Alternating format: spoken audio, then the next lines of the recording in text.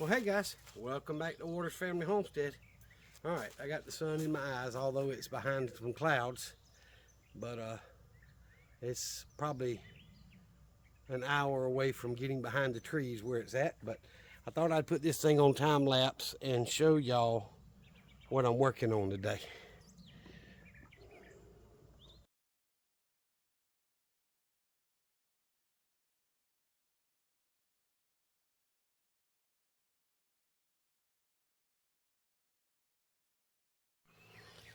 All right, guys, I don't know how well y'all can see that because the sun's blinding me. But basically, these little clips to attach to these poles, build a grid so this squash and zucchini can run up the grid. And I've got some wire that's made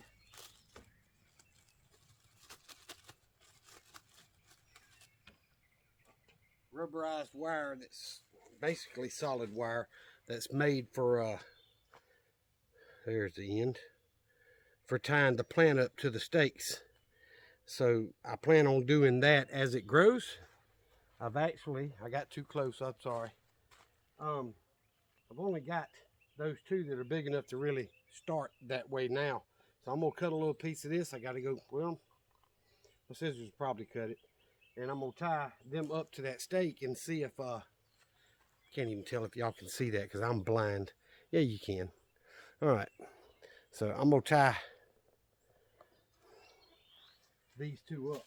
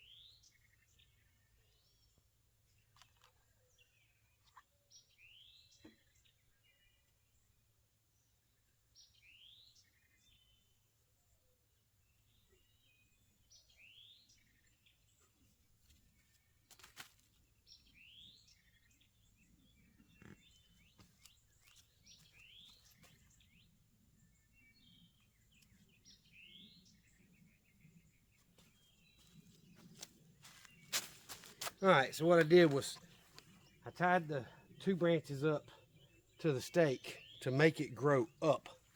And I trimmed off the leaves that were right at the soil because I don't want it spreading out. I want it growing up. And we'll continue to do that as it grows.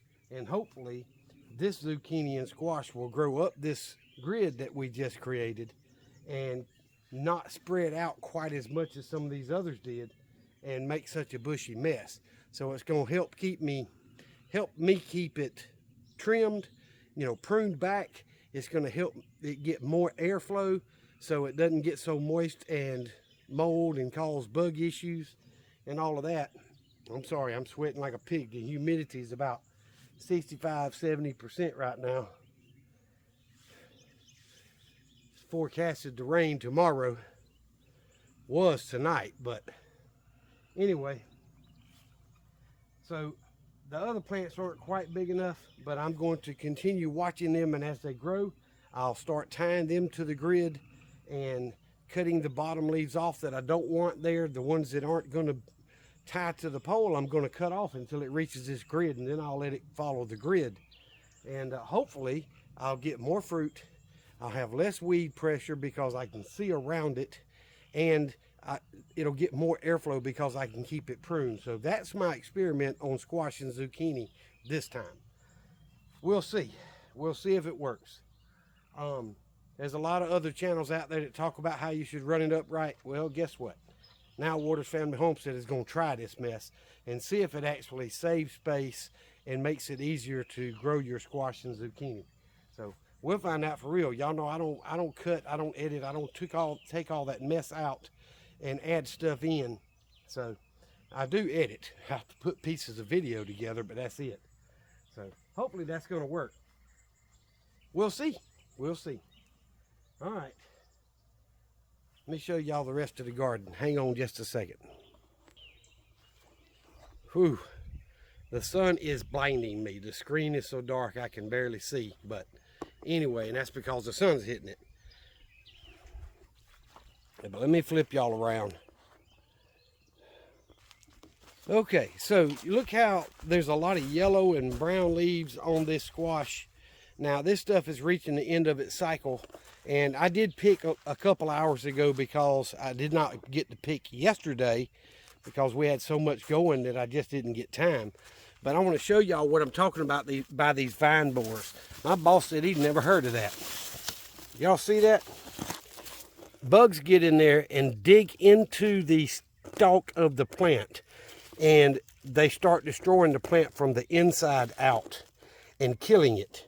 And yes, there's still going to be some healthy vines off of it, but they always get into the base of the plant. So they start killing the plant from the inside out. And then your production starts going down, the plant starts falling over, and you know, you start having issues. Let's look over here if I can get the camera in there. There's a lot of squash still on this plant. But the vine borers have started, let me see if I can get y'all where you can see. No, I can't. The vine borers have gotten in it and started hurting the plant. And that means this plant's toward the end of its life cycle. So there's still squash on it down here. I can't see the screen. But there's nothing I can do once them vine borers get in. There's people say you can take a little paper clip or something and dig them out and pull them out and all that. But y'all, they've already done damage to the plant. It's never going to be as healthy as it was before they got into it. So I don't see any need in that. It's just once these fruits have done what they can do, the squash and stuff, pull the plant. I've got more planted. Those will start coming in pretty soon. You know, they'll get big hopefully soon. And you could pull them from here and replant them because it's some kind of butterfly or something that lays its larvae in there that does the damage. So, but look over here. From a distance, the garden looks great, but when you get up close, look how bad the vine borers have gotten into this zucchini. They are all in it. And this plant's going to start dying, and it's been a great producer for me, but it's never going to produce like it was because those vine borers are just destroying the plant. I see little black eggs or something all over this leaf. I don't know if that focused for y'all. I'm going to pull it off and throw it out in the yard.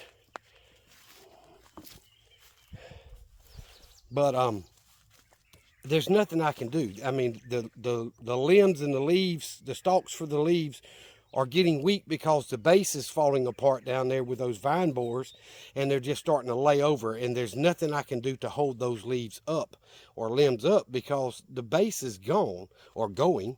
And I've still got a lot of zucchini that needs to be picked once it gets a little bit bigger. But pretty much it's gonna die here in the next few weeks because of this. And then I'll pull the plants. Of course, I do what I normally do. I'll throw them out in the yard and mulch them in with the grass, or throw them in the compost pile. Either way. And hopefully the new plants will be starting and producing pretty soon once they get a little bigger. All right, so yesterday when we were doing all the work out here, I added some of my new soil to this bed, and I came out today and dug around those plants without actually taking the plant up and added soil around it. Now, I did touch the roots on a couple of them because I could tell it was those roots, but I didn't pull them up. I just added more of the good soil around it and then watered it in. So hopefully they'll get a good shot of fresh nutrients, and these plants will green back up because they're got a yellow tint to them, and it doesn't seem to be getting better. So hopefully in a couple of days, this new soil I put in here will help. And I did go ahead and water all the grow bags today since we didn't have any direct sunshine. It was all behind the clouds. And I'm hoping the all the new plants are still alive. It's been 24 hours, so hopefully that's going to work. All right, and for those of you wondering, this was my idea. I used a step bit and put a big hole in the board to get about halfway through the 2x, because these screws aren't long enough to go through the 2x and into the steel framing. But you see I got 3 screws in this one and 2 in that one, screwed to the metal framing of the greenhouse. So now the potting bench over here is solid. It doesn't wave, it doesn't lean either direction or the other. So now I can hopefully finish it and do all that good stuff. But the eggplants are still doing well. Everything we planted 24 hours ago looks really good. So hopefully, I can't see the screen, there we go.